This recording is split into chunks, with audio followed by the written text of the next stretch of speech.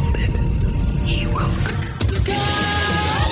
It's the Skinny on Sports Podcast with Aaron Cowk. I throw balls far. You want good words? Data language. Talk real sports with a real man. Come after me! I'm a man! I'm 40! And now, here's the be-all, end-all, know-it-all of high school, college, and pro sports. Aaron Skinny Cowk with the Skinny on Sports. We're talking about practice, man. I'm the MVP. Aaron, can you hear me? Aaron, are you there? I think so. There you go. Welcome on into Skinny on Sports. I'm not sure. That noise you hear, are you hearing? Is everything sounding fine? We're trying some new equipment. We got Aaron on the road, obviously. I'm in studio. And we're going to try to bring you a show in the most unique way, I think, in the history of radio. Because Aaron's on the road. I will be on the road in just a few minutes. Go ahead. I'm going to try something for quality. I'm going to take my sound down on my phone as far as hearing. Is that working? Not really. No. Are you still? Well, good, because I couldn't hear you either. Okay. Well, we might have to abort our experiment. I think I'm delayed, though. You are delayed, yeah. Well, I can just easily call you, and we can just do it the old-fashioned way, and I think that's what I'm going to do. So I'm going to go ahead and buy myself some time, and we'll get Aaron on the phone. As we're trying some new there's basically a new app out there where you can connect with good quality, but the problem is it's bringing in every single sound that you just heard. So I'm going to dial up Aaron, and we'll get him on the phone. He's on his way to Childress, Texas. The Big Elks and the Elkhead basketball team heading down there to play down there in the festival/tournament. So we'll get all the breakdown on that coming up from Aaron. Aaron, are you there now?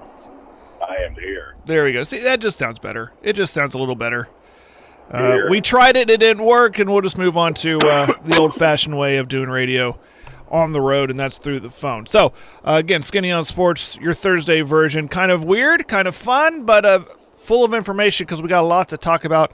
A lot has happened between the last time we've been on air till now, but I think the majority of our show might be basketball-related. So, Aaron, what's going on? I am just about to head south off of I-40 at Shamrock. I'm in the Texas Panhandle, heading down to Childress for guarantee of 3 games today.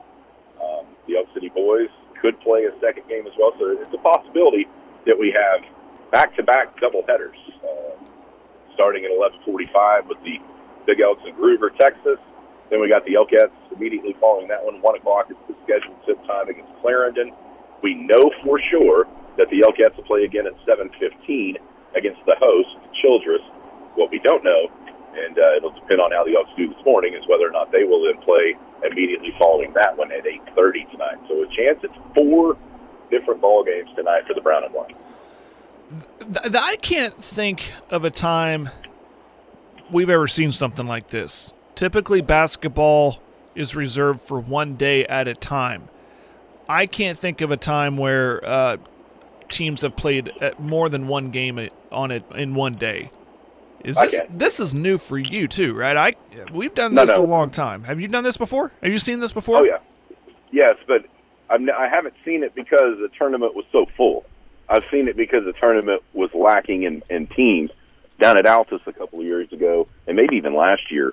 I think it was the Elkettes that played 2 games in 1 day. So it's happened before, but that one was more of a necessity. They didn't have enough, you know what I mean? Right. So they were able to kind of push it along. Whereas this tournament, on the boys' side, there are 2 full brackets worth of teams. So, I mean, what I'm telling you is, like, you know, you're used to seeing an 8-team bracket, you know, just like a normal regular old bracket. Mm-hmm. There's 2 of those.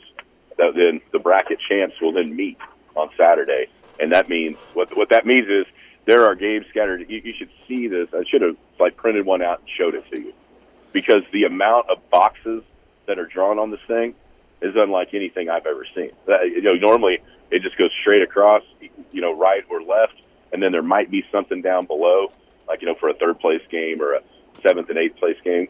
There's boxes everywhere. Like there's boxes for boxes for boxes on teams that lose. It's an amazing bracket of which I have never seen. It sounds almost like you'll see those giant softball tournaments with a ton of teams, and you have to kind of find, we lost team or game one, we go down the bracket down here looking, and it just sounds very convoluted and complicated, I guess is the word. So like that. That's exactly, so in your mind, you're right on the right track, because when you go to like the state, like the OK Kids state softball or baseball tournaments, there's a red bracket and a blue bracket, right? Right, exactly. So basically what this is doing is just putting those two things into one humongous one, and then all the pieces off of it as well. I see. I'm trying to find if the bracket... I can send it to you. Oh, I found it. I found it online. Okay. Yeah, I see what you're talking about. Yeah, this is massive. Yeah, it's a huge thing. Wow. So the question is, when you have as much participation as this does, and I know the answer, but I'll let you tell the listeners, do they have the facilities? So how's the facilities going to work? Obviously, you can't do this all in one gym. Right. There's two gyms. There's the varsity gym, and then what they call, when I talked to somebody there yesterday, they call it the back gym. It's being labeled as the JV gym. He said essentially that they are side by side connected. So there's two. I mean, it's not like you got to go to a totally different part of town or anything like that. It's all right there together. And so, you just got to they've done a really nice job. The one thing I've noticed about this bracket is where they've situated the Elks, they've done done me a favor. I can promise you that, because almost any result that can happen even after today into tomorrow and even Saturday, there's games are basically back to back, because everybody knows what the LCAT schedule is. It's set. It's just kind of a round robin festival type thing. Yep. So they've done me a huge favor by, there's only one scenario where I would finish a game in one gym and miss the start of the next game in the other gym, trying to get everything taken down, rushed over, set back up. That could happen on, I think it's Saturday maybe, where there's a possibility of that happening. But there's a lot of things that have to go into it with wins and losses by the Elks for that to even occur. So kudos to the folks at Childress for helping me out. Sure, I have as much as they could. I have this. I probably shouldn't be talking about this on air because someone's going to steal my idea. But I have this business venture idea where basically that setup you're talking about. If anyone hasn't seen how we set up, it's not as complicated for football, but there's a lot to set up and break down when we do these basketball games, sound and video, then a computer and everything. If you haven't seen it, just go walk behind Aaron in the Pioneer Center and see what he has to set up and everything. I've had this idea of having one compact unit, like a briefcase, if you will, and you set it down, you put it up, you open it up, you plug it in, you're good to go. And it sounds like that's something that might benefit you today. I need to get on that. Hey, so I'm looking at the participating teams. It looks like Oak City's carrying the flag for Oklahoma, if I'm not mistaken. Everyone else looks like they're from Texas. Some I recognize, like Pampa and Wellington, obviously Childress. Others I don't know. City View. I've heard of Spearman, Holiday. So is Oak City the only team from the great state of Oklahoma? I believe so. Looking through the bracket here, I believe that is correct. I think so. Yeah. Bushland? I don't have the entirety of the girls. I just have, because I just have the screenshot of the teams kind of around us in alphabetical order. But if it's the same as the boys, back and forth, then yeah, Oak City would be the only team from Oklahoma in this. Like you said, you recognize a bunch of the names, but as far as other Oklahoma teams, I don't think so. I think it's just Oak City, and it kind of makes sense, right? Because outside of what we talked about yesterday with everybody on the show, the 5-county going away created a need for some of those teams to find some. This is kind of just a template every year, right? Everybody goes where everybody goes, and this week, and then coming out of Christmas, and 2 weeks later, you kind of have that schedule set for years as far as where you're at and what tournaments you go to. Yeah. This first one of the season is always kind of it's been a little bit up in the air for us, which also then leads to the other ones too. So like this year, this is new. We're going to go to Washington in the third week of January. That's new. And then the only tournament that's back on the schedule from a year ago is that Hinton tournament that first week of January. Yeah, that Washington gym is nice. You're gonna. Yes, it is. You've been there. Yeah. I have been there. I've been there for an area a couple years ago, and then also I think we did some state tournament games there at Washington a couple of years back as well. I think you're right. Yep. So that's where you're headed. I'm headed over to Moreland. It's like we're going in opposite directions. You're going down south. I'm going north up to Moreland for the Holiday Classic tournament. And I've been up there for this tournament. It doesn't say what year how long this tournament's been put on, but they've put it on for a few years. I've been up there covering another team before, and they put on a nice tournament. They have nice facilities up there. I'm anxious to get up there and seeing some of these games and some of these outcomes. A lot of small school flavor in this one outside of the Enid JV, but obviously Moreland Turpin is in it, Waukomis, Sayre right down the road here. I had Fargo, Gage, Fort Supply, and Texoma. Texoma boys, of course, made state last year. Turpin was in the area tournament that met up with Canute. Canute actually ended their season in the girls' area tournament last season. So there is some good quality basketball here. And, of course, the host team, Moreland, I saw some film on their boys anyways. They looked pretty solid too. And then the Merritt boys are in there. The Merritt girls will not be in there. That's why the Enid JV girls are there kind of taking their spot. Merritt girls will be playing at the Bertha Frank Teague Invitational right after the Christmas break or Christmas holiday. But the Merritt boys will be there.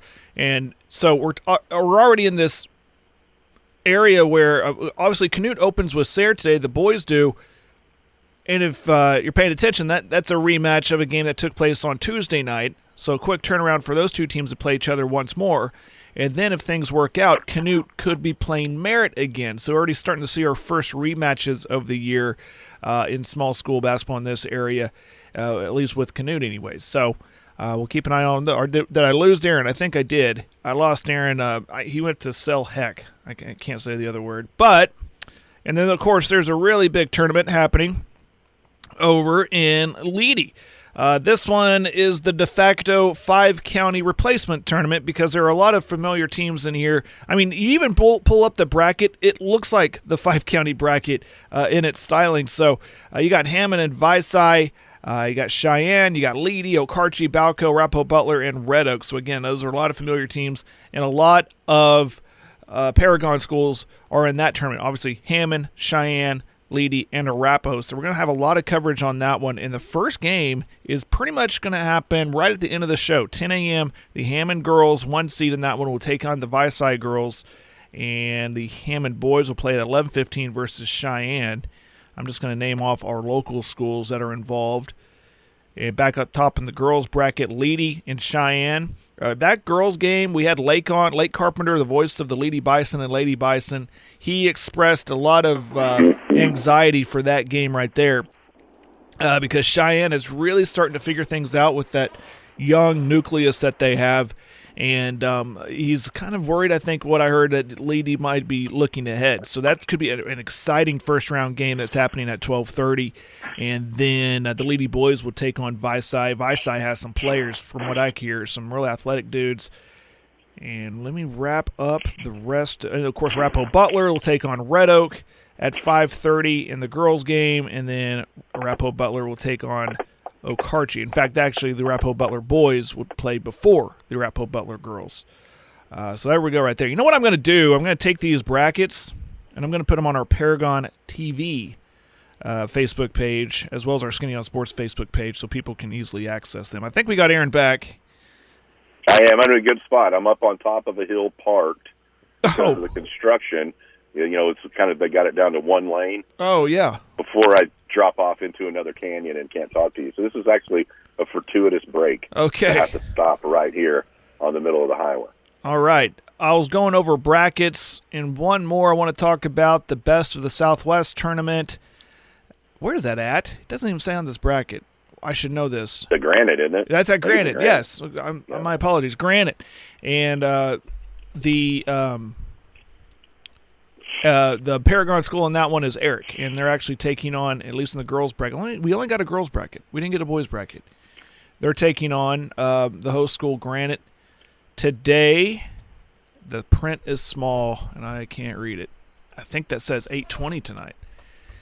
And other schools in that one, Lukiwa Sickles and Pathways. I don't know what Pathways is. Indiahoma and Blair and Gracemont and Navajo. So that's a good tournament too.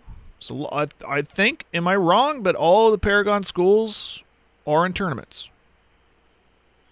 Yeah, I was checking one, actually. What school is that? Hollis. Do you know where Hollis is? No. They're at the Geronimo tournament. Geronimo, yes. Okay. The girls play Apache at 10 o'clock. And the boys play, don't know, at 11 o'clock. So they'll go back to back. Watch that one on Paragon TV. 10 o'clock for Hollis and Apache. I bet you I get the answer here in just a second on my text message. All right, yeah. Hey, let's talk about what happened yesterday. I told you. Hang on a minute. Yeah. Here, hang on a minute. Oh, okay. Frederick. Hollis boys play Frederick. That'll be a good one. Frederick always produces some athletes. That'll be a good one. Yes, yesterday. Let's talk about the OSSAA. The OSSAA ruling that came down, allowing a one-time transfer for a student athlete. And this goes to any extracurricular activity. So if you're, great at the one-act play or speech or band or what have you, I assume this all goes into that big ball as well. So I think people are kind of jumping the gun and maybe not understanding exactly how this works. What it's saying is, when you establish your roots your freshman year in high school, that's when you establish where you're at. So, like anybody, whatever school you go to as an athlete, as a freshman, you establish yourself there. From that, from that point on, you have the ability now to transfer one time to where you don't have to live in the district, you don't have to live in the town. That one free transfer in those 4 years. But here's the thing: you have to get that turned in after the school year you're into the summertime for it to affect the next year. So people going, oh yeah, you can play football at Bixby and then go play basketball. No. That's absolutely not what you can do. You have to get it done prior to the next school year. I think July the 15th is what I read was the deadline. This kicks in July 1 of 2024. So what you're saying is, if you're a sophomore and you're playing wherever you're playing, you don't like it and you want to transfer somewhere as your junior year, you have to get that turned in by that deadline in order to be eligible for the next year. Here's another thing. You have to be accepted by the school you're trying to transfer to. And you don't just skip lines. If there's 10 people on the waiting list at the school you're trying to transfer to, you have to wait in line until you can get accepted. So it's not quite what people are making it out to be, but I do understand the trepidation about it, because with everything going on in college football right now, college athletics, transfer portal, it is akin to that. I'll just say this, and talking to some people that I've talked to that are kind of involved in some of this, one of the main motivations, I think, for the OSSAA to implement this and the schools to vote for it was it eliminates a whole bunch of the hardship waivers that they have to rule on each and every year, and heck, each and every meeting. And so this kind of clears some of that stuff up from a technical side of it, or administrative side of it for the OSSAA. Well, okay, so I know you broke it down pretty good there, and there's going to be these questions. So I'll just ask these questions of the people that are having a problem with this. And the main one is, what prevents just someone from going from school to school to school to school, or schools, recruiting and creating super teams in any kind of sport. It feels like some people are saying that this actually encourages that kind of. I mean, the recruiting rules that have always been in place are still in place. You know, that's one thing that I guess you can still get kind of in trouble for. Right. I mean, the rule itself prevents that. As far as if you mean in the same school year, you know, that it's not. You know, you get one free, and then at that point, if you want to transfer again, you have to go through the same process you always had to, if you're not moving into the district. And that's the hardship, and then trying to prove to the OSSAA governing body why you deserve that hardship waiver to transfer. Okay. After once, the one time you can do it. That's you can absolutely, you get one time where you don't have to move. You don't have, you get that time once you've planted roots as a freshman and started your 4-year clock of eligibility. So, and then after sleeping on it and listening to the guys before us, Morning Animals, talk about it a little bit, seeing some stuff online, people's opinions and everything, the thing I really took from it was the people who had a lot of problem with it were those in or near the metro areas, Tulsa and Oklahoma City, feeling like when you got like an Edmond, and you have Edmond North, Edmond Santa Fe, for example, and I've heard this example used more than once, where a kid can just, go across the street or go across town to a school, and there's worry that these the rich are going to get richer, the Jinxes and the Unions and the Bixbys and whatnot. And then I started kind of thinking about it. I was like, will this really affect like us who live out in this area with a lot of small schools? I don't know if it's going to affect us as much as we think it will. I think the way it could, and you and I kind of talked at the end of the day yesterday, once this came down and started kind of reading some stuff about it, I think the one way it maybe could is if one of the small schools kind of gets the reputation of we're this. Like, for instance, let's just say right now, anybody in sort of kind of northwest Oklahoma, Ceiling is the girls' basketball spot, right, for Class A. Yeah. And so, if it comes to that, maybe that happens. But here's another thing, though, Jared. I mean, the metro, I mean, it's a long way from, say, Norman to Edmond.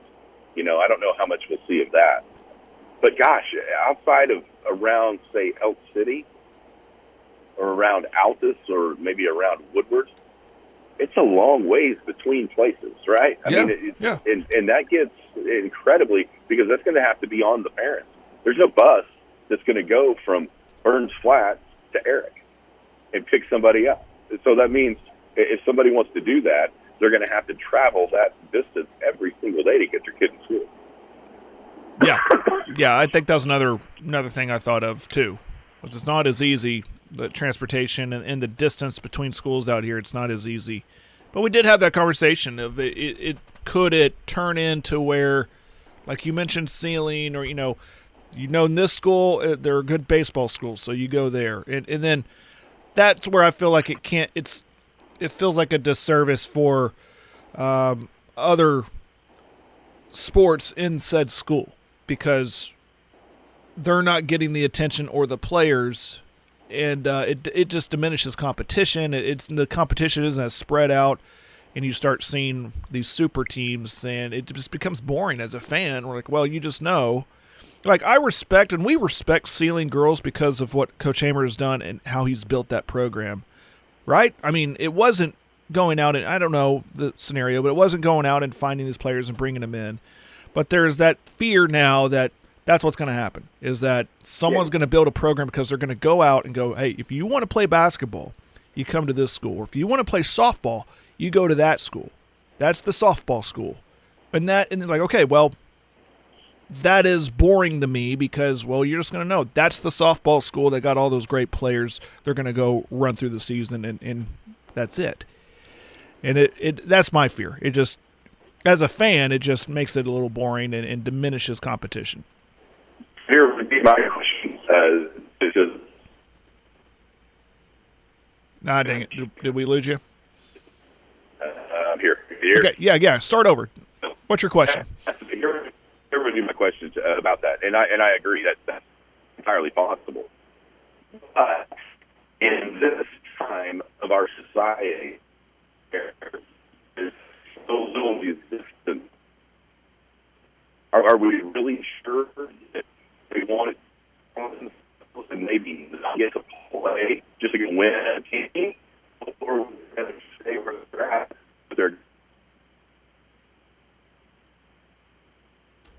That sounds like a really good. Sorry, Aaron. Go ahead. Now you're clear. Okay. Yeah, I'm all the way to the top here. Okay, but, dude. I'm sorry. Start over again with your question. So, with the way the society is right this second, will kids, and maybe this question should be for their parents more than kids, because I think kids will compete when their parents won't let them. You know what I mean? So, are there parents that are going to go, okay, I'll risk little Johnny's playing time by going to the school that has the best players, or do I want to stay here where I know he's going to get to play? Yeah. It may not be on as good a team, he may not win anything, but at least little Johnny's going to play here. I know he's going to play here, so I'm not going to risk sending him to the big bad school, and he may not be as good as I think. That's a good point. It's going to really kind of reveal to those parents or to everyone else, like, okay, this is what they value. They value their kid on the bench more than in winning with their kid not playing, as opposed to, okay, I want my kid to develop. I want my kid to play. I want my kid to participate. And I don't know. Yeah, that's a good question too. I think and I guess what the word we're looking for is pride. And I think they're out here. There is a lot of pride. I think, and I still think there's a lot of school spirit out in this area. And where now that this is available, or this will be available, I think we're going to see out here. We're still small town community. We think small town. We have roots. And you're going to say, no, I'm not going to leave this school because the grass is greener. I can get a better opportunity to win a state championship at that school. I'm not leaving the school that my parents went to and that my grandparents went to and that my aunt and uncles went to. I'm not turning my back on them. So I think there's a lot of pride still involved out here anyways. Or I might be answering my own question, how it's going to affect us. I don't think it will a lot. I think the idea of it is good. It comes from a good place, where it allows opportunities for kids and whatnot. And we're going to see those instances where, okay, that's why that rule was there, or why they allowed that to happen, because it's going to help that kid out. But I think at the end of the day, there is a lot of pride for school pride and school spirit, where I don't think we'll see a lot of jumping around. Out here anyways. Yeah, and I heard those guys talking about, Kerry especially, when he was recruiting more than anybody on the Morning Animals, obviously, for what he does outside of the radio station. And his point was exactly right. If you can play, they'll find you. Yeah. If you're that good, you will be found. Now, is there a chance you might have a better chance at a bigger school? Sure. And maybe that comes to the thing that, gosh, I'm right here in 2A. They're not seeing me. Maybe if I could move across town, or just up the street, or just up the highway to a 4 or 5A school or what have you, and I get more exposure. Maybe that does happen a little bit. But I think I would love to ask Ed now, after yesterday. I wish we were doing this today.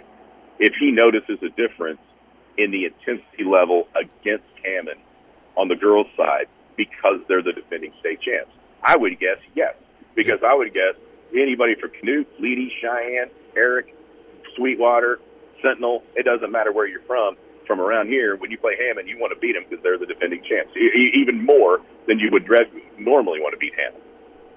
Absolutely, yeah. Yeah, I mean, that's always been a thing, and especially with those schools that are tradition-rich or have won even like 3 or 4 years removed from a title. Like, that team's coming to town, or we're going to that team. Let's get up for them, because that means something to beat them. But, yeah, I see what you're saying. Man, it's already 9:34. We need to get a break in. Let's do that.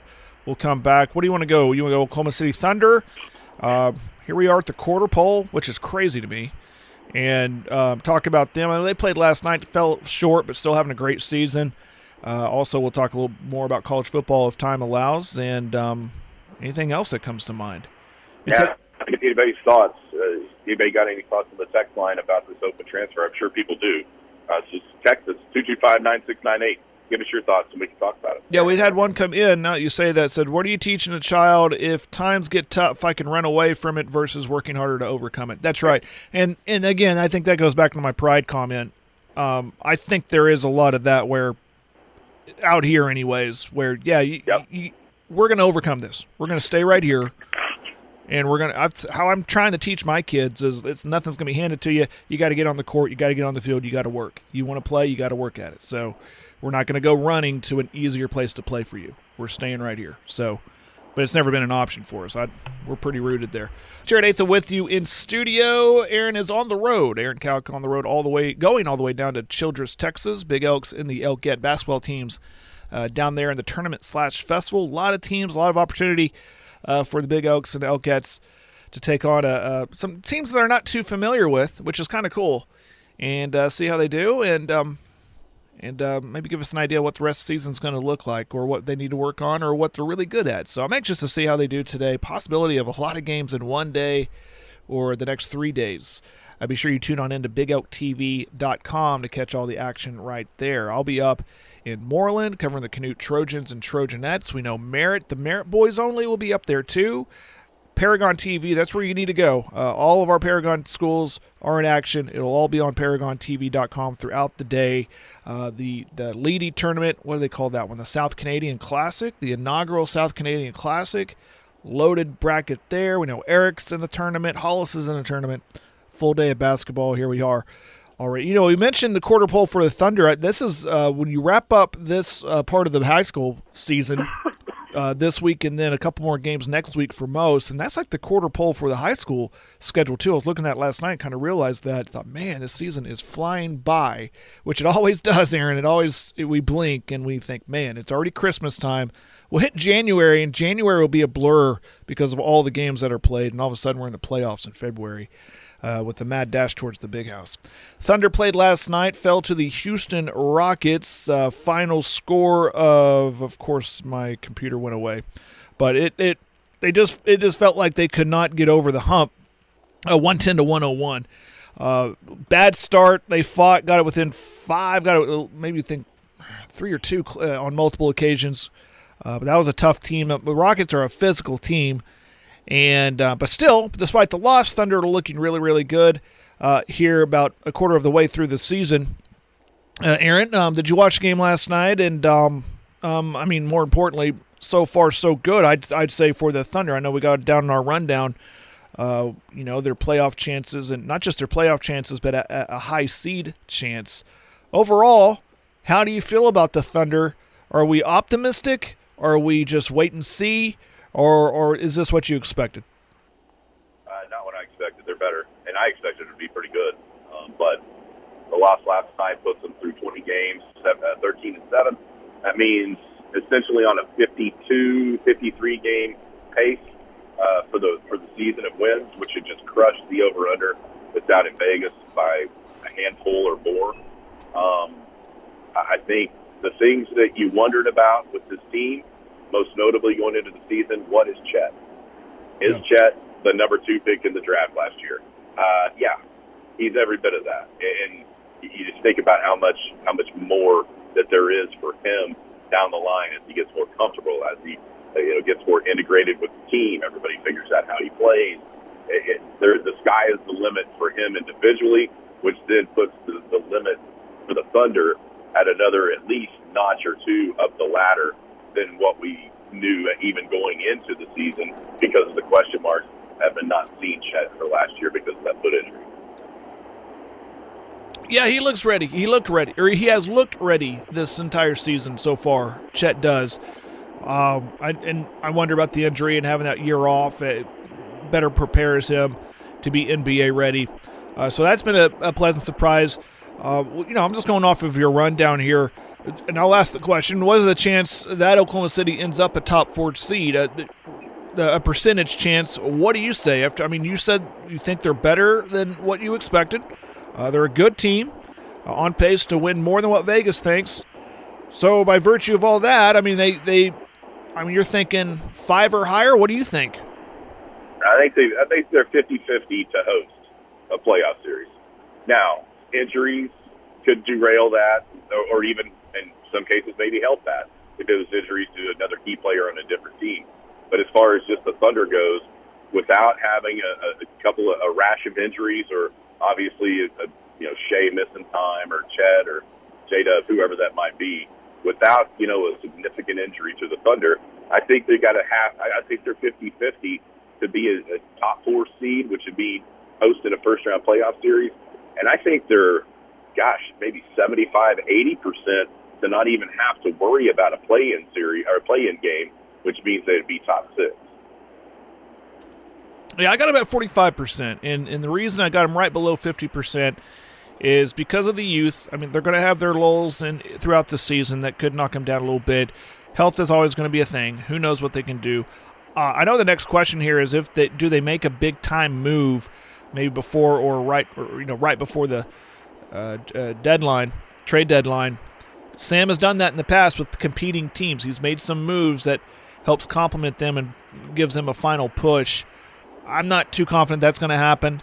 And then I really worry about the Josh Giddey situation, to be honest. They mentioned that. I like to get credit when credit's due. They mentioned that before us, and it's always been on the back of my mind. We won't dive too much into it, but the whole legal stuff with Josh Giddey, is it going to affect him, his preparation, his focus, whatever you want to call it, going into the game? I think they said he looked a little off last night. Until that is clear, it gives me pause. So I'm just about 45%. Playoff team, 100%. Top 4 team, 45%. That's my answer.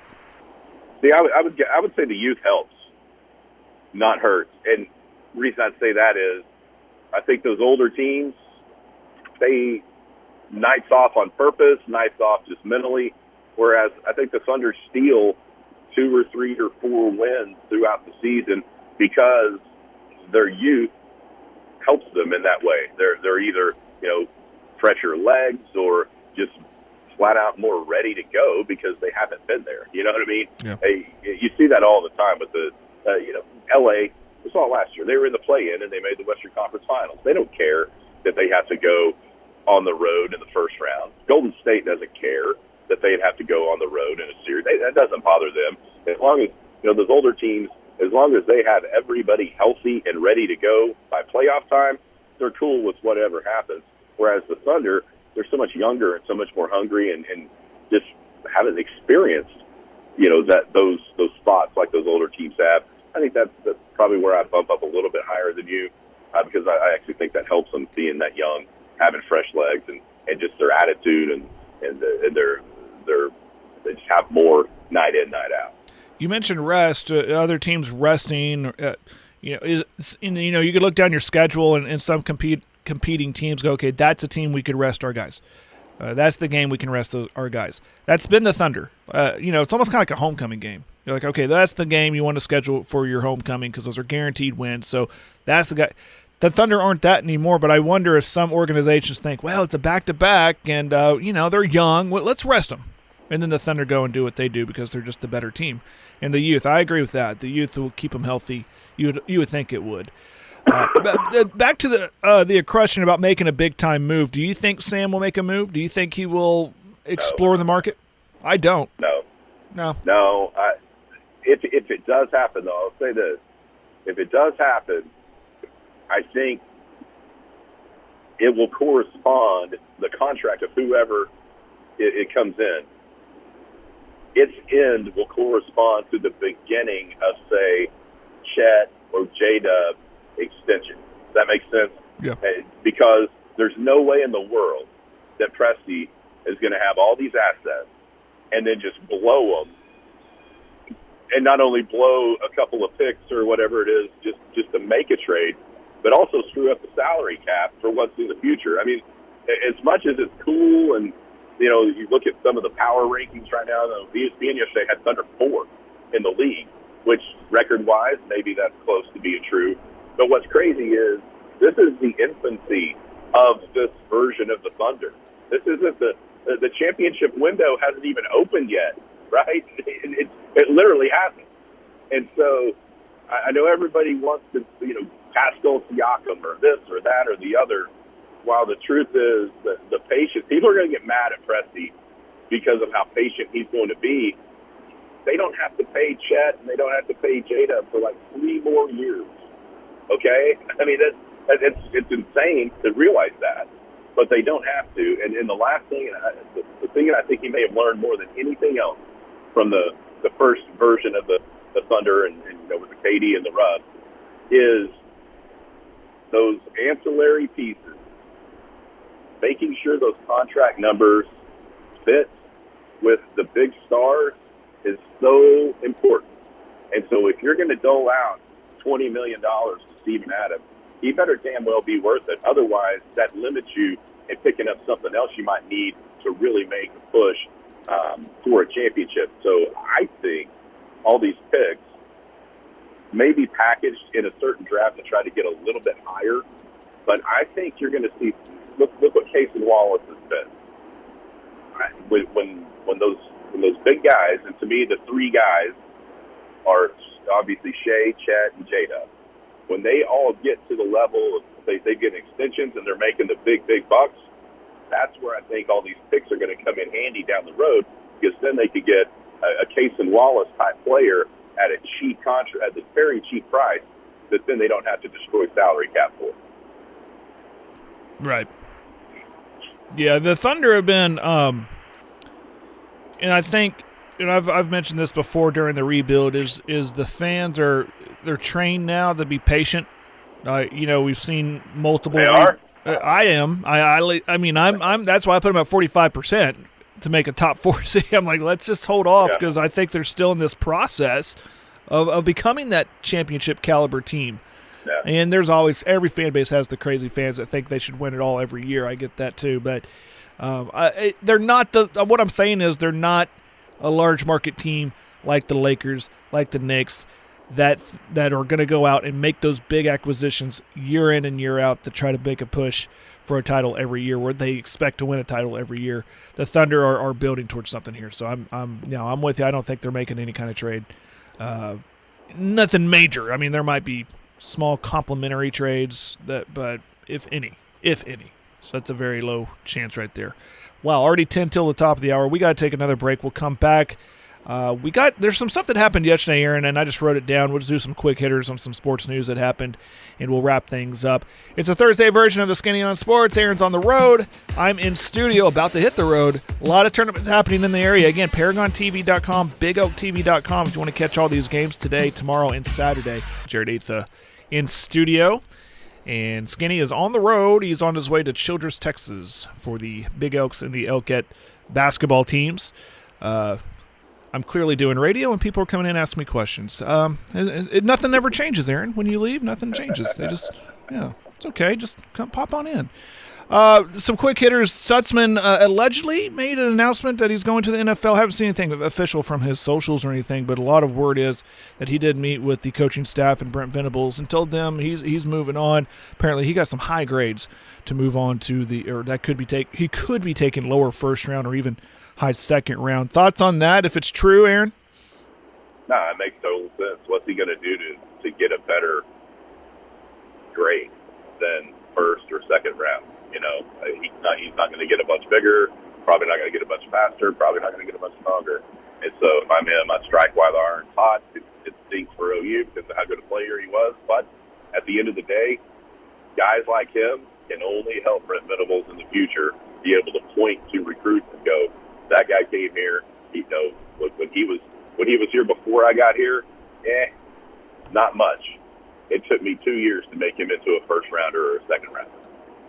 Yeah, it was a perfect marriage when he got here, when Venables got here, had Stutzman. They just seemed like they were made for each other. Just imagine if he had his hands on him for his entire college career. It could have been real. I mean, not just a maybe first-round guy, probably a first-round guy. And I think he's had a great year. I don't blame him at all. I mean, he's going to make some money. Hard to turn that down. In the NFL, McCarthy, Dallas Cowboys head coach Mike McCarthy, hear this? He had surgery yesterday, appendicitis, had to get his appendix taken out. Will he, won't he coach against the Eagles on Sunday? I say yay. I think he will. Are we sure we want him to? He's been good this year, I think. He's done a nice job calling plays. There's no doubt about that. But we've all seen his ability or inability to manage the clock in crucial times and crucial games. I don't know who else is there. Dan Quinn, I'm sure, would be the obvious replacement, at least for a game on an interim basis. But, yeah, I'm sure if he can, he'll be there. And one thing to watch for that, Dak Prescott, go back and look at his numbers against the Eagles. He shreds the Philadelphia Eagles. Yes, and the Cowboys traditionally have been good at home against the Eagles. And I like their chances on Sunday. And we'll see. Let's see what McCarthy, if he can be there or not. Why not? I don't know. Could he coach from a booth in a hospital bed? I don't know if that's even allowed. But that's interesting little nugget to that rivalry. In the Major League Baseball, we finally had our first major trade announcement. Juan Soto traded to the Yankees. The Yankees beefing up their lineup anyways, joining Aaron Judge. Good get right there for the All-Star there for the Yankees to get Juan Soto, but did they give up too much? Did you see the trade details on that? Yeah, I didn't know any of those guys, to be honest with you, that they gave up. Yeah, that's probably. I'm one of those guys. If I can get the star and you can get some of my prospects, I'll do that trade every time because I just don't know what the guarantee is. No matter how highly rated some of these prospects are, I don't feel there's ever a guarantee that you're actually going to see those guys making a difference in the big leagues. So for me, I'll take the Yankee side of it all day long because we've seen Juan Soto be a fantastic piece to a championship team in the past. Yeah, at Washington, obviously, he was productive. Probably a little injury issues. He was at the Angels and then San Diego. This is a good spot for him. A lot of pressure off of him where he can excel. So that was the first one. I wonder what the next one's going to be. We've had some minor moves in the MLB. Obviously, the winter meeting's happening right now, which tells us a lot of talks could happen between GMs. And of course, the one everyone's looking at is Ohtani. The word is that he will have a decision made and something could be announced by the end of the weekend. You know what? I heard that last weekend too. So who knows what's going to happen right there. Do know that the Rangers have pretty much taken themselves out of the Ohtani race. They gave it their best shot. Probably saw some writing on the wall and said, we're not going to waste our time. Let's move on and start building for another run next year. And they went and got Yates from the Braves, a relief pitcher, on a one-year deal, which was not bad. He came off of Tommy John surgery, didn't pitch a lot last season. He was an all-star at one point in his career. We'll see if that beefs up their bullpen. All right, anything else, Aaron? I think we got a lot covered there. Yeah, go ahead. Real quick, did you see that Seattle trade with Atlanta? No, I did not. Shipping a couple of bats. It didn't make any sense to me that Seattle would make that trade unless they're clearing space for somebody. Yeah. Could that be an Ohtani spot? West Coast, Seattle. It's one of those cities that's pretty multicultural. You know, Ichiro's been there. Ichiro starred at Seattle. I wonder if they bring in Ichiro to help pitch it. You know what I mean? To they would be complete idiots if they didn't, right? Yeah, exactly. Yeah, they would have to bring him in. That's a must. You have to. Yeah, it's always been kind of friendly to the Japanese market. I've been to Seattle. I've been there on just switching planes or whatever, and it's very very friendly to that community, and then of course right there on the West Coast, obviously Anaheim and the Dodgers there too, but easier for him to get home, I guess. But that's interesting. I've heard a lot of buzz about Toronto. The Toronto fans are they think it's locked up. He ain't going to Toronto. No, Get out of here. I don't know where they're getting that. And they also think West Coast. Bautista won the fight, and he didn't. So it's West Coast. It's West Coast, no doubt about it. I think at the end of the day, if you're gonna ask me right now, who is it? I think it's the Dodgers. I think it's always been the Dodgers, and I think that's where he's going to go. Final thing. Brother, hey. Yeah, go ahead. Yeah, go ahead. I was going to say the final thing today. Well, it's a day that will live in infamy, Aaron. We kind of buried the lead. December 7th, 1941, Pearl Harbor. That's obviously it was 82 years ago, way before our time, but still shaped America that day. Yeah. Okay. So if you're on Twitter, I say this every year on this day. If you're on Twitter, go follow the USS Arizona Twitter feed. Okay, they essentially live tweet this day from all those years ago, as all kinds of chronologically as it was happening, right? Like absolutely, yeah. absolutely. And there's photos. It is an amazing follow throughout the day. That USS Arizona Twitter account. You know what it would be right now? Probably 5 o'clock in the morning out there, or whatever the hour difference is. Right. It is awesome. It is so awesome. Do it, and it's you see things that you've never seen. You get facts about that day for Pearl Harbor that you've never heard. It's a really there's two different accounts that I say this yearly for. It's this one, and then on 9/11, Ari Fleischer, the press secretary for George Bush back on 9/11, he does the same thing throughout the day chronologically as if it was happening live right then. Do it. It's cool. It's an amazing history lesson. And I'll say this about that day. Thank God that that's not happening right now, because the folks in charge, we'd be speaking Japanese. Yeah. My goodness. Don't even want to think about that. Thank you. Yeah. Crazy day, 82 years ago.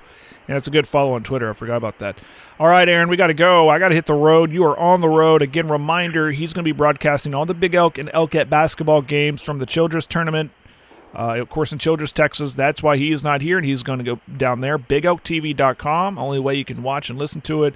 And then every one of our Paragon schools, a part of the Paragon TV network, is playing in tournaments, except for the Merritt girls. They'll be playing in the Bertha Frank Teague a little bit later this month. But you can catch a lot of games today. I'm talking from now all the way till tonight. You're going to find a game. So go check out ParagonTV.com. All right, Aaron, travel safe. We'll talk again tomorrow. All right, 11:45 and 1 o'clock for the Elks, for the Big Elks and the Elkettes. That's right. All right. Thank you, Aaron. Take care. That's going to do it for us. Everybody have a wonderful and safe rest of your Thursday. You've been listening to the Skinny on Sports on 98.1 FM, 1240 AM, KADS, the Sports Animal. You've been listening to the Skinny on Sports podcast with Aaron Cow. Be sure to hit that subscribe button to get alerts of when the latest podcast is available. Thanks for listening.